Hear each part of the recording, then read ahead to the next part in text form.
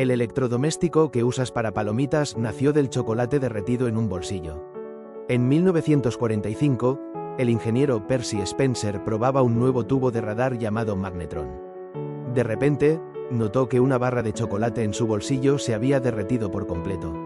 Intrigado, hizo la prueba con palomitas de maíz, que empezaron a estallar por toda la habitación. Spencer no buscaba revolucionar la cocina, solo investigaba radares. Así, por accidente, nació el microondas.